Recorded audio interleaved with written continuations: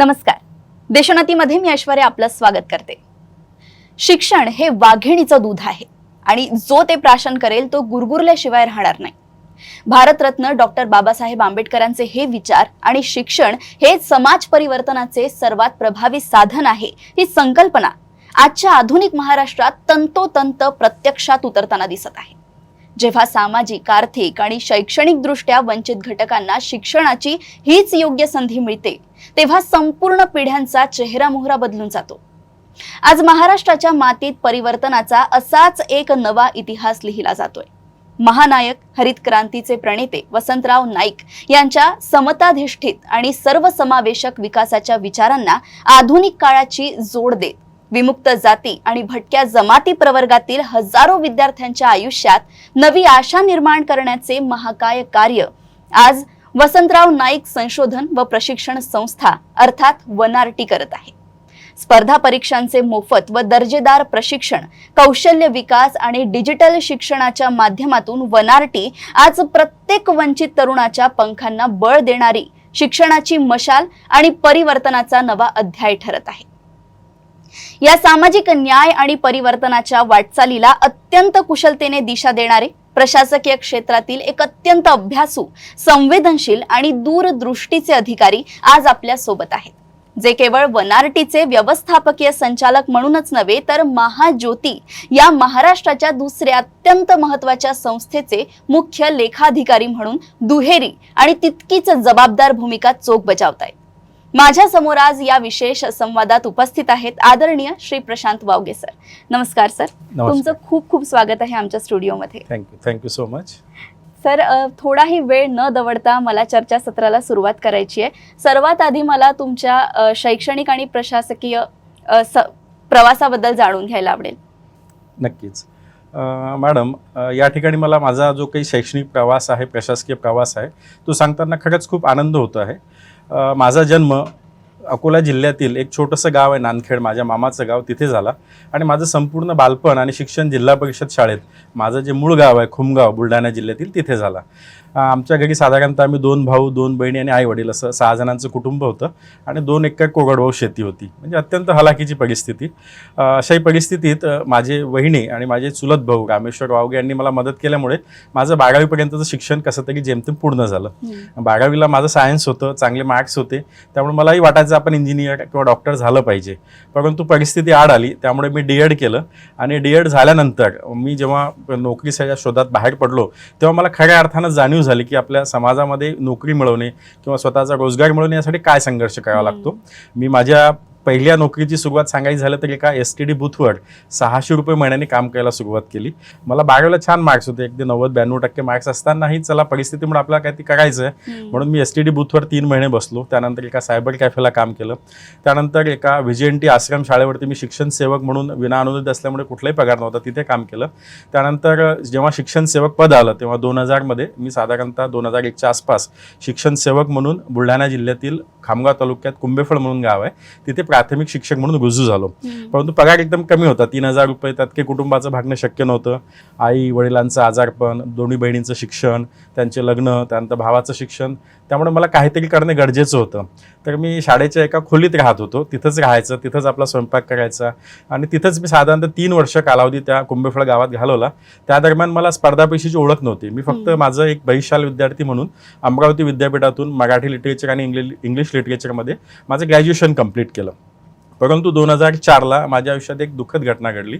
माझ्या वडिलांचं निधन झालं आणि मग वडिलांचं निधन झाल्यानंतर जेव्हा माझ्यावरती संपूर्ण घराच्या जो काही जबाबदारीचा डोंगर कोसळला, त्यातून कसं बाहेर पडायचं हा माझ्यापुढे एक यक्ष प्रश्न निर्माण झाला. आणि एक चांगली घटना आमच्या परिसरात घडली होती. माझ्या मित्राचे एक भाऊ होते प्रवीण भोपळे म्हणून, ते त्यावेळेस सेल टॅक्स इन्स्पेक्टर म्हणून सिलेक्ट झाले होते आणि माझ्या मनाला एक स्पार्क मिळाला की बाबा आपणही स्पर्धा परीक्षेकडे का जाऊ नये. मग मी 2004 पासून स्पर्धा परीक्षेची तयारी सुरू केली आणि मला सांगायला आनंद वाटतो की 2006ला पहिल्याच प्रयत्नात कुठलाही क्लास न लावता नोकरी सांभाळून, शेती सांभाळून, घरच्यांची जबाबदारी सांभाळून मी सेल टॅक्स इन्स्पेक्टर झालो. त्यानंतर मी नागपूरला रुजू झालो 2009ला. तिथे माझी पत्नी जी रश्मी माझ्यासोबतच वित्त व लेखाधिकारी म्हणून काम करते, तिची माझी ओळख झाली. ती सुद्धा सेल टॅक्स इन्स्पेक्टर होती. हळूहळू आमच्या मैत्रीचं रूपांतर प्रेमात झालं माझे सासरे पोलीस इन्स्पेक्टर होते, क्लास 1 ऑफिसर होते. मग त्यांची अपेक्षा होती की बाबा किमान माझा जावई क्लास 1 असला पाहिजे. आणि मग आम्ही दोघांनी पुन्हा अभ्यासाला सुरुवात केली. आमचं प्रेम ही आमची ताकद बनली, आमची प्रेरणा बनली. आणि मग आम्ही दोघांनीही पुन्हा 2011ला वित्त व लेखाधिकारी म्हणून आम्ही महाराष्ट्र शासन सेवेत रुजू झालो. प्रवास थोडा खडतर होता, सुरुवातीला अनेक संकट आले, परंतु जेव्हा आम्ही अधिकारी झालो तेव्हा आम्ही एक नैतिक जबाबदारी स्वीकारून संपूर्ण महाराष्ट्रभर स्पार्क फाउंडेशन या NGOच्या मार्फत साधारणतः 200 सेमिनार्स घेतले. विषय असायचा, मी अधिकारी होणारच. म्हणजे स्पर्धा परीक्षेच्या माध्यमातून तळागाळातले ग्रामीण भागातले विद्यार्थी प्रशासनात येऊन अधिकारी होऊ शकतात, हा आत्मविश्वास आम्ही जागवण्याचा प्रयत्न केला. त्यावेळेस मी अधिकारी होणारच एक DVD पब्लिश झाली. आता नुकतंच माझं स्पार्क हे पुस्तक आलेलं आहे. एक मनाच्या अंतराळातून कविता संघ सुद्धा आलेला आहे आणि एक वर्तमानपत्रात मी लिहित असतो. उद्देश एकच आहे की आपल्यासारखे तळागाळातून ग्रामीण भागातून येणारे विद्यार्थी प्रशासनात आले पाहिजे. त्यांना ज्या क्षेत्रात करिअर करायचं आहे त्यासाठी प्रेरणा मिळाली पाहिजे. त्यांनी स्वतःचा, समाजाचा आणि देशाच्या विकासात आपलं योगदान दिलं पाहिजे. सर, तुम्ही आज दुहेरी भूमिका बजावतायत आणि त्यामध्ये तुम्हाला तुमच्या पत्नीची साथ तर आहेच, पण जेव्हा तुम्ही विद्यार्थी दशेत होतात तेव्हा तुम्ही जसं सांगितलं की तुमच्या वडिलांचं निधन झालं आणि सगळ्या जबाबदाऱ्या तुमच्यावर आल्या, तर अशा वेळी मानसिकरित्या खूप स्थैर्यत्व पाहिजे असतं. तर त्यावेळी तुम्हाला गुरु म्हणून कोणाचं मार्गदर्शन लाभलंय का? काय होतं की माझे गुरु म्हणजे माझी परिस्थिती होती. म्हणजे मला सांगायला आनंदी वाटतो आणि अभिमानी वाटतो की कदाचित तो संघर्षाचा काळ नसता किंवा माझ्यावरती जबाबदारी नसती तर मी कुठंतरी एखाद्या अशा लक्झरी लाईफमध्ये गुंतून पडलो असतो. सामाजिक जबाबदारीची जाणीव नसती किंवा आज मी ज्या क्षेत्रात आहे, ज्या पदावर आहे त्या पदामध्ये कदाचित पोहोचलो नसतो. तर माझी परिस्थिती ही माझी गुरु होती. आणि दुसरे माझे गुरु म्हणजे पुस्तक. मला तेव्हापासून लिहिण्याची, वाचण्याची आवड होती. बऱ्यापैकी मी विदर्भ साहित्य संघाचा पण पदाधिकारी होतो. अनेक लेख, कविता माझ्या प्रकाशित होत होत्या आणि कुठंतरी मनाला त्यातून एक उर्मी मिळत होती. आणि अनेक जण असतात, माझे भाऊ आहेत, चुलत भाऊ, ज्यांनी माझं 5 वर्ष पूर्ण शिक्षण केलं. माझे मामा आहेत, ते मला वेळोवेळी आर्थिक मदत करत. माझे मित्र आहेत जे माझ्यासोबत माझ्या दुःखात राहत होते. तर आपले मित्र, परिवार, आप्तस्वकीय हे तर आपले नेहमीच मार्गदर्शक आणि गुरु असतात. पण मी असं म्हणेल की जर तुम्ही परिस्थितीला जर गुरु बनवलं आणि त्यानुसार कुठल्याही परिस्थितीत खचून न जाता, निराश न होता, व्यसनाधीन न होता किंवा न भटकटता त्या परिस्थितीला किंवा त्या निगेटिव्हिटीला आपण आपलं पॉझिटिव्हमध्ये कसं रूपांतर करता येईल, त्या आलेल्या संघर्षाला आपली सोन्याची संधी कसं बनवता येईल आणि स्वतःचं व्यक्तिमत्व निखरून आपलं करिअर असेल किंवा वैयक्तिक आयुष्य असेल त्याला कसं आपल्याला अधिक उज्ज्वल करता येईल असा प्रयत्न केला पाहिजे. तुम्ही विद्यार्थी जीवनात अभ्यास करत गेलात आणि परीक्षा देत गेलात, तर नेमकी कुठली पद्धत तुम्ही अवलंबली होती आणि आज जे विद्यार्थी स्पर्धा परीक्षा देत आहेत किंवा देणार आहेत तर त्यांना तुम्ही काय सल्ला द्याल? स्पर्धा परीक्षा तयारी करताना मी नोकरी पण करत होतो. मी तुम्हाला सांगितलं की 2000ला मी शिक्षण सेवक म्हणून रुजू झालो, 2004ला ग्रॅज्युएशन झालं आणि 2004 पासून तयारीला सुरुवात केली. तर माझी नोकरी पण मला करावी लागेल कारण मी एका खेड्यात होतो, शाळेचं काम राहायचं, घरची शेती जबाबदारी पण होती. परंतु मी एक गोष्ट पहिल्यापासून पाळली ती म्हणजे स्वयंअध्ययन, सेल्फ स्टडी. जे काही आपला सिलेबस आहे, सर्वात आधी मी तर सांगेल की प्रत्येकाने जी परीक्षा त्याला द्यायची आहे ती ठरवायला पाहिजे. ध्येय नेहमी उच्च ठेवायला पाहिजे. किमान मी क्लास 1 ऑफिसर होईल असं ध्येय ठेवून सगळ्यांनी स्पर्धा परीक्षेकडे आलं पाहिजे. जो काही सिलेबस आहे, जी काही परीक्षा आहे त्याचे मागील 5 वर्षाच्या प्रश्नपत्रिका तुम्ही चालल्या पाहिजेत. तुम्हाला कुठले प्रश्न येतात आणि कुठल्या टॉपिकला महत्त्व आहे हे कळतं. त्याचं एक चांगलं ॲनालिसिस केल्यानंतर तुम्हालाच कळतं की बाबा आपल्याला जी परीक्षा द्यायची आहे ती साधारणतः कशा स्वरूपाची असेल. त्यानंतर सेल्फ स्टडी, स्वतः नोट्स काढायच्या, मायक्रो नोट्स काढायच्या, रिव्हिजनसाठी थोडा वेगळा नोट्स शॉर्ट्समध्ये ठेवायच्या. त्यानंतर ग्रुप डिस्कशन, जर तुम्हाला चांगला मित्रांचा गट मिळाला तर तुम्हाला ग्रुप डिस्कशनमधनं बऱ्याचशा गोष्टी सहज गप्पा मारता मारता आपल्या तयार होतात. विशेषतः जनरल अवेअरनेस किंवा करंट अफेअर्स हा जो टॉपिक आहे, चालू घडामोडी, ज्या बऱ्याच मोठ्या प्रमाणात आता सोशल मीडिया आहे, एवढ्या मोठ्या प्रमाणात माहिती तंत्रज्ञानाचं युग आहे, ती इतकी माहिती अवेलेबल आहे की आपल्याला नेमकी कुठली माहिती लागेल तर थोडं ग्रुप डिस्कशनच्या माध्यमातून आपल्याला ते करता येईल. आजकाल अनेक चांगले चॅनल्स आहेत, अनअकॅडमी सारखे काही आपल्या यूट्यूबला पण अवेलेबल आहेत, त्यांची पण तुम्हाला मदत घेता येईल. परंतु सेल्फ स्टडीशिवाय पर्याय नाही. दुसरी गोष्ट, पूर्वपरीक्षा, मुख्य परीक्षा आणि मुलाखत या तिन्ही टप्प्यांवरती गरज वेगवेगळी असते. पूर्वपरीक्षा ही तुमच्या ज्ञानाची असते, मुख्य परीक्षा ही तुमच्या आकलनाची असते आणि इंटरव्ह्यू किंवा मुलाखत हा तुमच्या व्यक्तिमत्वाचा असतो. त्यामुळे तुम्ही तुमचं ज्ञान वाढवलं पाहिजे, मिळवलेलं ज्ञानाचं ॲप्लिकेशन किंवा इम्प्लिमेंटेशन तुम्हाला करता आलं पाहिजे. त्यानंतर मुलाखतीसाठी तुमचं स्वतःचं व्यक्तिमत्व कसं विकसित होईल त्यासाठी ज्या काही आपल्या एक्स्ट्रा करिक्युलम ॲक्टिव्हिटीज असतात कॉलेजमध्ये, शाळेमध्ये, वक्तृत्व स्पर्धा असेल, एखादी आपली शाळेची सहज ट्रिप जाते, तर तुम्हाला या सगळ्या गोष्टीमध्ये शिकायला मिळतं. तुमचं स्टेज डेअरिंग वाढतो, तुमचा आत्मविश्वास वाढतो. तर ह्या सगळ्या गोष्टींपासून तुमचं एक व्यक्तिमत्व घडतं.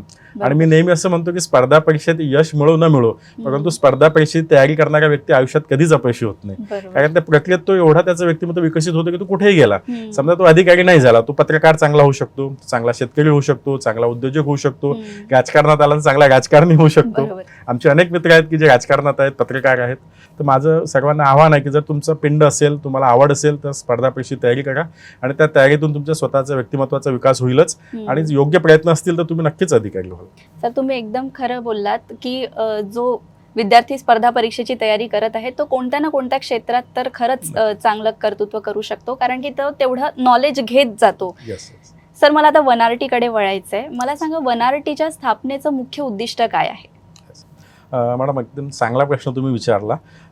मी तुम्हाला सांगितलं, तुम्ही जसं सुरुवातीलाच बोललात की मी महाज्योती येथे मुख्य लेखावित्त अधिकारी आहे आणि महाज्योती संस्था असताना आणखी वनआरटी संस्था का निर्माण झाली, तर वनआरटी म्हणजेच वसंतराव नाईक संशोधन व प्रशिक्षण संस्था ही संस्था महाराष्ट्र शासनाच्या इतर मागास व बहुजन कल्याण विभागाची एक स्वायत्त संस्था आहे. जशी महाज्योती आहे तशीच वनआरटी सुद्धा एक स्वायत्त संस्था आहे. महाज्योती अंतर्गत जो लक्षित घटक आहे तो ओबीसी, व्हीजेएनटी आणि एसबीसी ह्या 3 प्रवर्ग महाज्योती अंतर्गत येतात.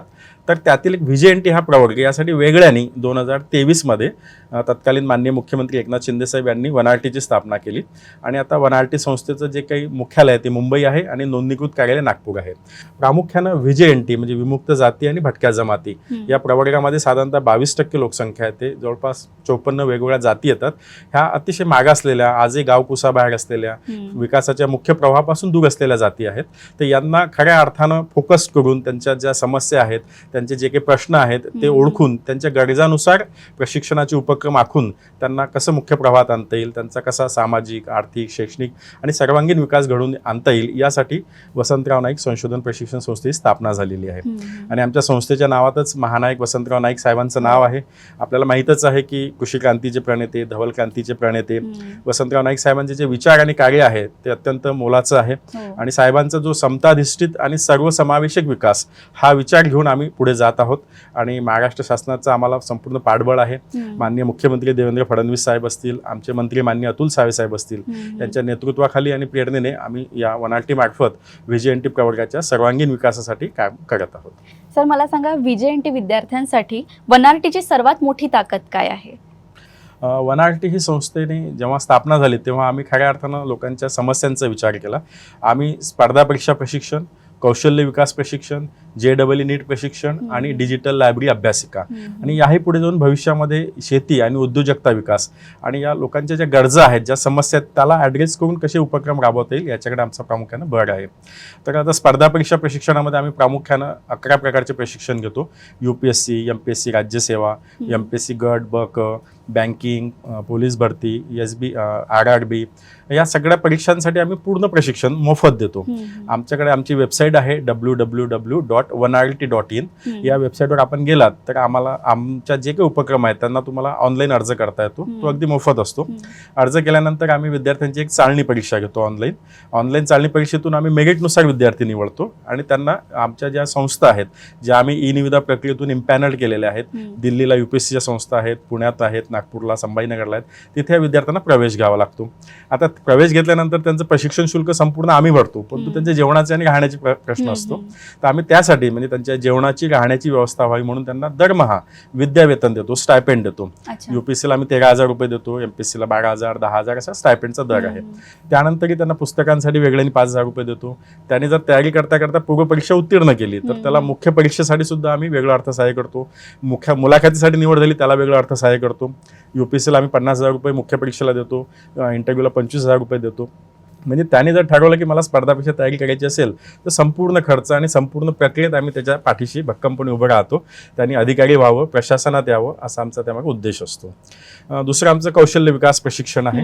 कौशल्य विकास प्रशिक्षण हे आम्ही अशा विद्यार्थ्यांसाठी राबवतो की जे 10वी 12वी पास आहेत, ज्यांना स्पर्धा परीक्षा तयारी करण्यास काही अडचणी आहेत, गावात दुर्गम भागात राहतात, त्यांच्या गरजा वेगळ्या असतात, त्यांना स्वयंरोजगार हवा असतो किंवा रोजगार. तर त्यांच्या गरजानुसार आम्ही ॲपरल, हँडीक्राफ्ट, लाईफ सायन्सेस, शेती, उद्योग याशी निगडीत ज्या सेक्टर स्किल काउन्सिल आहे त्यांच्यामार्फत प्रशिक्षण राबवतो. त्याला सुद्धा अशीच प्रोसेस असते. त्यामध्ये आम्ही मोबिलायझेशन करतो, अर्ज बोलावतो, विद्यार्थ्यांची निवड करतो, त्यांना निवासी अनिवासी प्रशिक्षण देतो. मला सांगायला अभिमान वाटतो की महाज्योतीच्या माध्यमातून गेल्या 5 वर्षामध्ये स्पर्धा परीक्षेमध्ये 102 विद्यार्थी IAS IPS झाले, 2,300 विद्यार्थी डेप्युटी कलेक्टर DYSP झाले, 20,000 विद्यार्थ्यांना रोजगार मिळाला, 19,000 विद्यार्थ्यांना स्वयंरोजगार मिळाला. आम्ही जवळपास 3,000 विद्यार्थ्यांना PhD साठी स्पॉन्सर करतोय. त्यातल्या 550 विद्यार्थ्यांनी PhD पूर्ण केली. 8 ते 10 विद्यार्थ्यांना इंटरनॅशनल पेटंट मिळालेले आहेत संशोधनासाठी. यशोगाथा खूप मोठी आहे. सध्या यावर्षी महाज्योती आणि वनाटी या दोन्ही संस्थांकडे VJNT प्रवर्गातील विद्यार्थी अर्ज करू शकतात. भविष्यामध्ये जेव्हा निधी मोठ्या प्रमाणात उपलब्ध होईल तेव्हा VJNT प्रवर्ग हा महाज्योतीकडून वनाटीकडे स्थलांतरित होईल, परंतु आज रोजी तरी दोन्हीकडे ते अर्ज करू शकतात.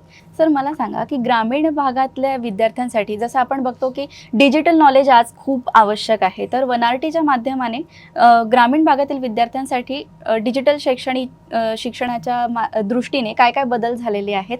आणि दुसरी गोष्ट ही की आता वनारटी हे महाज्योतीबद्दल तर सगळ्यांना माहिती आहे, पण वनारटीसाठी असं काही कॅम्पेन्स वगैरे केल्या जात आहेत का? कारण ग्रामीण भागातील विद्यार्थ्यांना हे कसं माहिती पडेल की आपल्याला अर्ज कुठे करायचा आहे, कसं तुमच्यापर्यंत पोहोचायचं आहे? येस, खूप चांगला प्रश्न तुम्ही विचारला आहे की वनारटीपर्यंत पोहोचायचं असेल तर कसं पोहोचायचं. तर मला सांगायला आनंद वाटतो की आम्ही नुकतंच संभाजीनगर आणि नागपूर येथे डिजिटल लायब्ररी आणि अभ्यासिका सुरू केलेली आहे. तर डिजिटल लायब्ररीमध्ये आम्ही प्रत्येक ठिकाणी 200 विद्यार्थ्यांना मोफत 24/7 त्यांना AC रूममध्ये बसून अभ्यास करता येईल अशी व्यवस्था आहे. सगळे पुस्तकं जे आहेत ते डिजिटल स्वरूपात त्यांना उपलब्ध होतील. एवढंच नाही तर आता शेती आणि उद्योजकतेशी संदर्भात जे काही AI बेस्ड कोर्सेस आहेत, रोबोटिक्स सारखे कोर्सेस आहेत, ते पण आम्ही कौशल्य विकासमध्ये आणतो आहोत. आणि आता वनारटीच्या माध्यमातून आम्हाला लोकांपर्यंत पोहोचण्यासाठी आम्ही जास्तीत जास्त सोशल मीडिया असेल, आता आज मी तुमच्याशी चर्चा करतोय, आपल्या या न्यूज चॅनलच्या माध्यमातून सुद्धा आमच्या योजना तुमच्या लाखो जे काही सबस्क्रायबर्स आहेत त्यांच्यापर्यंत पोहोचतील. तर यामध्ये हाच उद्देश आहे की आपण जास्तीत जास्त लोकांना पोहोचलं पाहिजे. अनेक ठिकाणी आम्ही आता नुकतंच पोहरादेवीला आमच्या स्टॉल लावलं होतं, कोराडीला आम्ही मोठं स्टॉल लावलेलं आहे. काल परवा एक युवा संमेलन झालं. जिथे जिथे आम्हाला बोलावणं येतं तिथे आम्ही आमच्या संस्थेचा स्टॉल लावतो, तिथे विद्यार्थ्यांचे रजिस्ट्रेशन करून घेतो.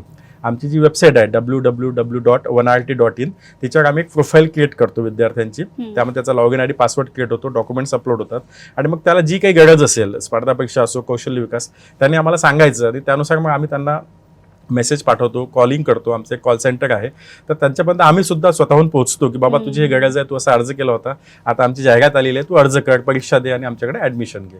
आणि शिवाय आता सोशल मीडियाला आमचे सगळे आम्ही ॲक्टिव्ह केलेले आहेत हँडल्स. आमचं स्वतःचं यूट्यूब चॅनल आहे, आमचं इन्स्टा पेज आहे, फेसबुकला आहे आणि आमचे व्हॉट्सअप ग्रुप आहेत. जे विद्यार्थी आमच्याकडे रजिस्टर्ड होतात त्यांचा आम्ही व्हॉट्सअप ग्रुप बनवून त्यांना ह्या सगळ्या गोष्टी कन्व्हे करतो. तुम्ही आता आणखी मला डिजिटल आणि इंटरनेट संदर्भात विचारलं तर आमचा एक कोर्स आहे JEE आणि नीट, त्यामध्ये आम्ही तो पूर्ण ऑनलाईन राबवतो. कारण त्या विद्यार्थ्यांनी ऑलरेडी कुठेतरी 11वी-12वीला प्रवेश घेतलेला असतो, तर आम्ही त्यांना एक टॅब मोफत देतो. त्यामध्ये त्यांना इंटरनेट फॅसिलिटी सुद्धा देतो आणि जो कुठे तो असेल, ज्या गावात असेल, दुर्गम भागात असेल, एखाद्या वस्तीत असेल, आता VJNT प्रवर्गातील अनेक मुलं तांडावर असतात, त्यांचं स्थलांतर होत राहतं, तर त्याला आम्ही टॅब देतो आणि इंटरनेटची फॅसिलिटी देतो. तो घर बसल्या आमचं संपूर्ण प्रशिक्षण लाईव्ह स्ट्रीमिंगद्वारे पाहू शकतो.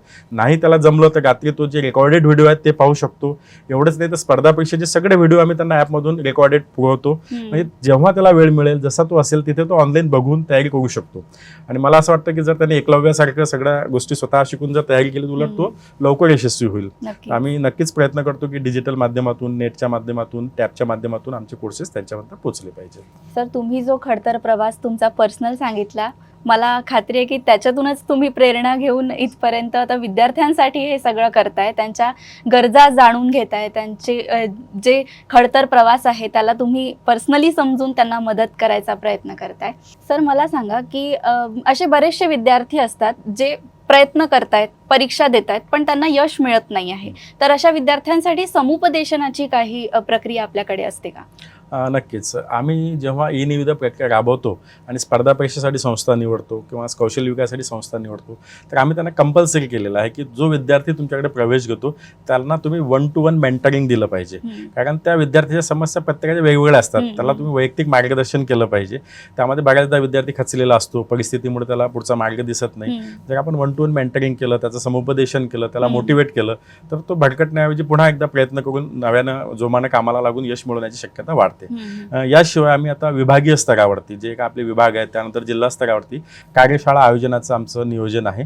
त्यामध्ये आम्ही एक 1 डे वर्कशॉप घेऊ, त्यामध्ये वेगवेगळे सेशन्स ठेवू. स्पर्धा परीक्षा असेल, व्यक्तिमत्व विकास असेल, त्यानंतर शेती आणि उद्योजकता विकास असेल.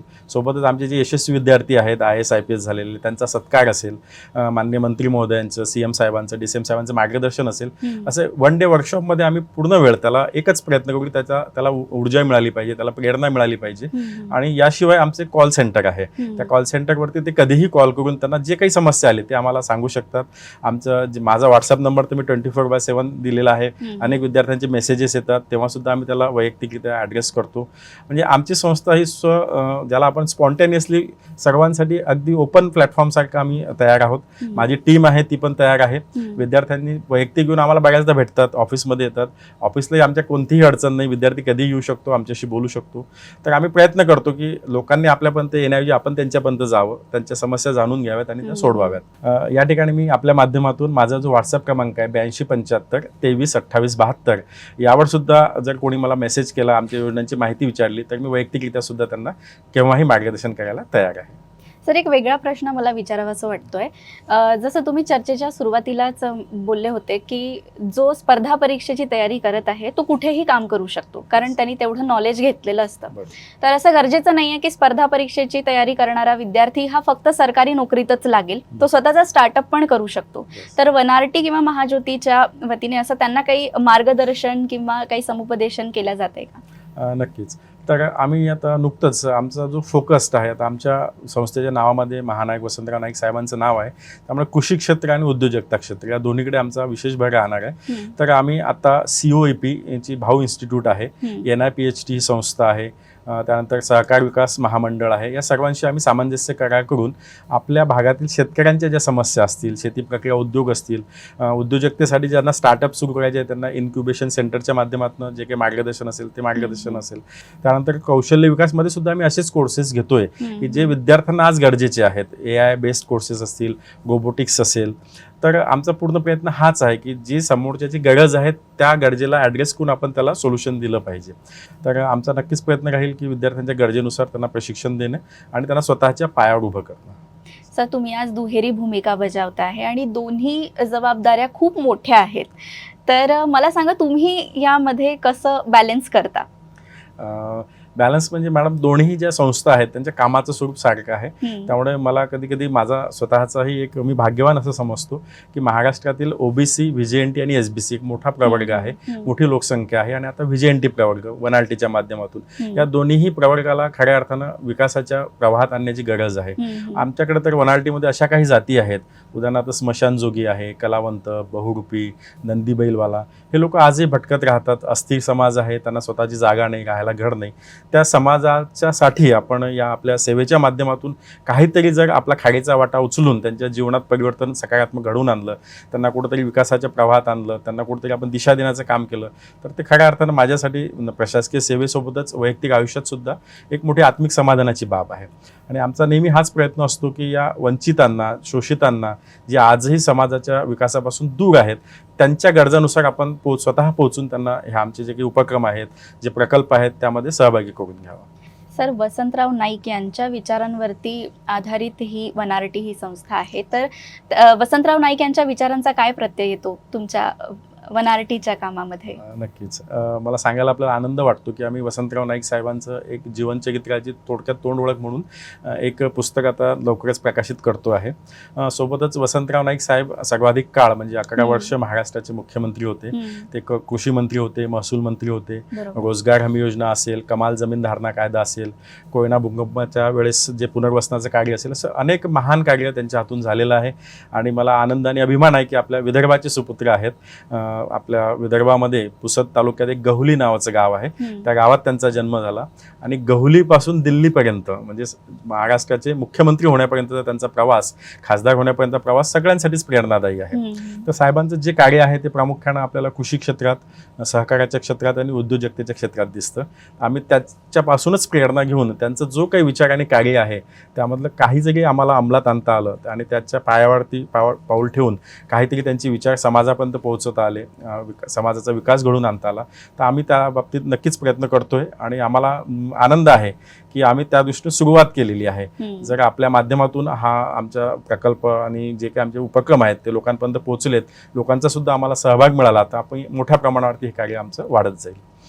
आज वनारटी काय करत आहे हे तर आम्ही तुमच्याकडून जाणून घेतलं, पण येत्या काळात वनारटीकडून कोणकोणते नवीन उपक्रम राबवले जाऊ शकतात त्याबद्दल थोडी माहिती द्या. नक्कीच मॅडम, वनआरटी मार्फत आम्ही एक सेवादूत प्रकल्प राबवण्याचं ठरवलेलं आहे. सेवादूत म्हणजे काय की प्रत्येक जिल्ह्यातून आम्ही एक मुलगा आणि एक मुलगी यांची निवड करू. त्यांनी त्या जिल्ह्यात हा जो व्हीजेएनटी प्रवर्गातील मागासलेला समाज आहे त्यांच्यापर्यंत पोहोचायचं, त्याचा अभ्यास करायचा, त्यांच्या समस्यांचा आणि त्यांचा जो काही फीडबॅक आहे तो आम्हाला द्यायचा आणि त्यानुसार आम्ही योजनांची अंमलबजावणी करू. याशिवाय मी तुमच्याशी मगाशी बोललो की शेती आणि उद्योग यासाठी आम्ही वेगवेगळ्या ज्या काही गव्हर्नमेंटच्या ऑर्गनायझेशन्स काम करतात आहेत, वेगवेगळं कृषी विद्यापीठं आहेत, महाबीज सारखी संस्था आहे, COEPची भाऊ इन्स्टिट्यूट आहे, त्यानंतर NIPHT आहे, सहकार विकास महामंडळ आहे, यांच्याशी सुद्धा आम्ही सामंजस्य करार करून त्यांच्या माध्यमातून अनेक जे काही त्यांचे कोर्सेस आहेत ते राबवून विद्यार्थ्यांना आणि युवक युवतींना रोजगार कसा मिळेल, त्यांना स्वतःचा विकास कसा घडवून आणता येईल यासाठी प्रयत्न करतो आहोत. आणि भविष्यात जर आम्हाला आमच्या समाजातील किंवा आमच्या प्रवर्गातील विद्यार्थ्यांकडून काही मागणी झाली तर ते आम्हाला बिनधास्तपणे कळू शकतात की बाबा हे आम्हाला या प्रकारचे कोर्सेस पाहिजे आहेत, तर आम्ही त्यानुसार प्रशिक्षणाची आखणी करू.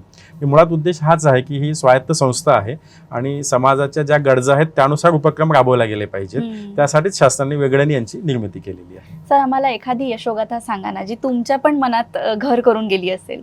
नक्कीच मला सांगायला अभिमानी वाटतो, आनंदी वाटतो की बिरदेव डोने नुकतेच IPS झालेले आहेत. तर त्यांना महाज्योतीच्या माध्यमातून व्हीजेएनटी प्रवर्गातील आहेत, एक मेंढपाळाचा मुलगा आहे ज्याच्या घरात कोणी कधी अधिकारी नसेल, ज्याचं पूर्ण कुटुंब हे मेंढपाळ असल्यामुळे स्थलांतरित करत राहतं. जेव्हा त्यांचं सिलेक्शन झालं, जेव्हा त्यांना बातमी मिळेल तेव्हाही ते कुठंतरी एका मेंढपाळाच्या आपल्या याच्या ज्याला आपण कळप म्हणतो त्यासोबत भटकत होते. तर अशा विद्यार्थ्याला ज्याला खरी गरज आहे त्याच्यापर्यंत महाज्योतीच्या माध्यमातून आम्ही अर्थसहाय्य दिलं आणि तो IPS झाला. तर आम्हाला अभिमान वाटतो आणि लोकांना त्यातून प्रेरणा मिळते.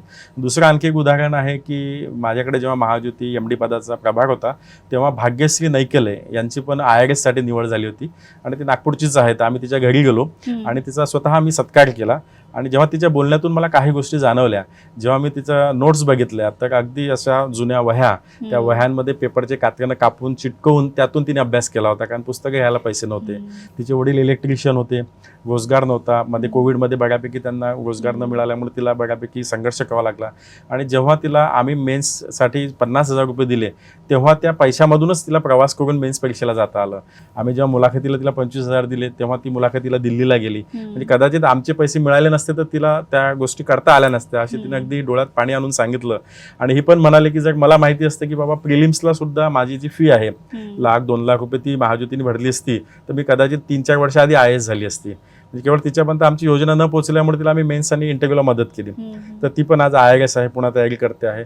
तर कधी कधी खऱ्या अर्थानं असं ह्या अशा घटना बघितल्या, अशा लोकांना भेटलं की आपल्यालाही समाधान वाटतं की शासनाने ज्या उद्देशाने ह्या योजना सुरू केल्या, ही संस्था उभारली गरजूपर्यंत पोहोचण्यासाठी, त्यांचा उत्थान घडवून आणण्यासाठी, तर अशा उदाहरणातून आम्हालाही प्रेरणा मिळते. आणि माझं सर्वांना आव्हान आहे की असे जे गरजू विद्यार्थी आहेत त्यांनी स्वतःहून पुढे यावं, आमच्याशी संपर्क साधावा, त्यांच्या गरजा समस्या सांगाव्या, त्यांना आम्ही योग्य पद्धतीने कसं सोडवता येईल, नवीन योजना आणता येतील, त्यांना कशी मदत करता येईल, हाच आमचा नेहमी प्रयत्न राहील.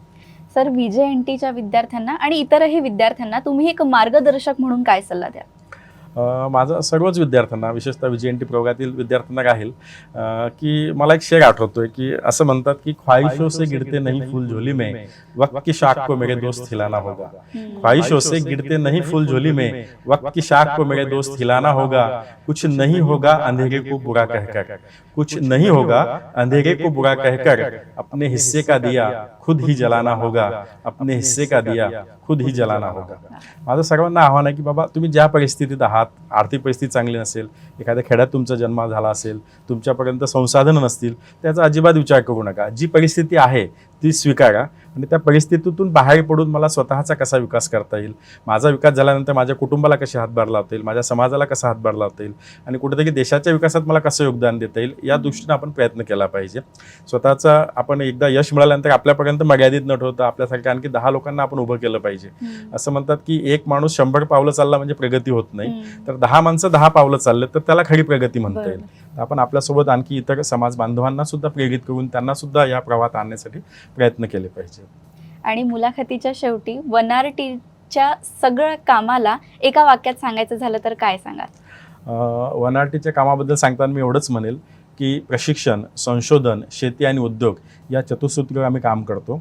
आमचे जे प्रशिक्षण आहेत, स्पर्धा परीक्षा, कौशल्य विकास आणि इतर सर्व, या प्रशिक्षणाच्या माध्यमातून VJNT प्रवर्गातील सर्व विद्यार्थी, युवक, युवती, महिला, शेतकरी यांचा सामाजिक, आर्थिक, शैक्षणिक आणि सर्वांगीण विकास घडवून आला पाहिजे आणि त्यासाठी आम्ही नेहमीच प्रयत्न करत आहोत.